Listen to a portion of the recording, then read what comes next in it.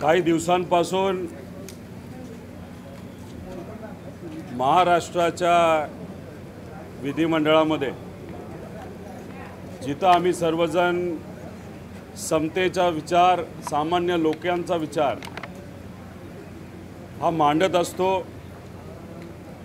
आणि कुठलाही भेदभाव न करता लोकांना न्याय कसा मिळेल यासाठी आम्ही सर्वजण आमदार म्हणून लोकशाहीच्या मार्गाने निवडून आलेले आम्ही सर्वजण आमदार आणि लोकशाही आपण जेव्हा म्हणतो त्या लोकशाहीचा प्रमुख स्तंभ काय असेल ते हे आहे आपलं संविधान।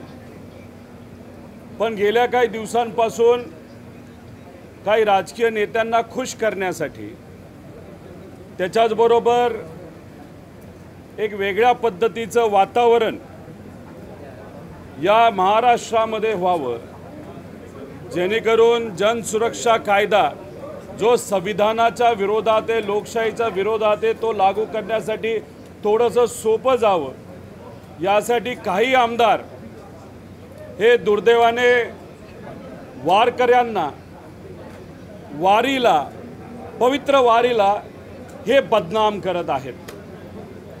हबप श्यामसुंदर महाराज अनेक वर्षांपासून संविधान समता दिंडी हे तुकाराम महाराज, तुकोबाराया महाराजांच्या पालखी सोहळ्यामध्ये त्यांची दिंडी असते आणि मग लोकांना संविधानाचं महत्त्व हे समजावं यासाठी ते व त्यांच्याबरोबर असणारे सर्व सामाजिक कार्यकर्ते हे वारीमध्ये चालत असतात। आता मग तुम्ही जेव्हा आक्षेप घेत असता या विचारावर तेव्हा कुठेतरी आपल्याला हेच म्हणावं लागेल की सत्तेत असणारे जे आमदार आहेत ज्यांना कदाचित सत्तेत असणाऱ्या नेत्यांचा वर्धा असते की बिनधास्त बोल, आम्ही तुमच्याबरोबर आहोत, त्याचा अर्थ हे सरकार संविधानाच्या विरोधात आहे आणि वारीच्या विरोधात आहे।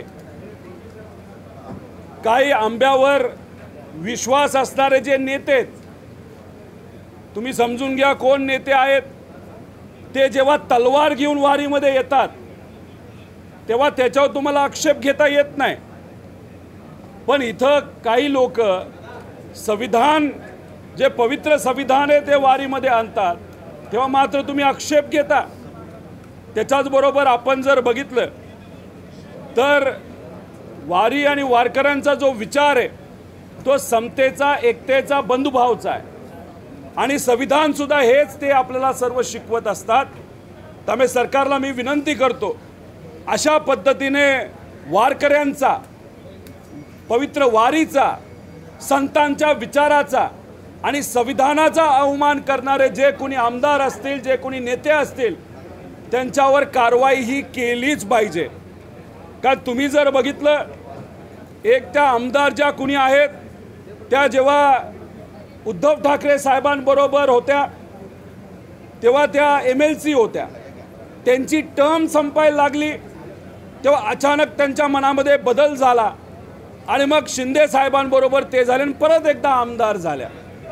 आता कदाचित त्यांना असं दिसतंय की शिंदे साहेबांची सुद्धा ताकद भाजप कमी करते का काय।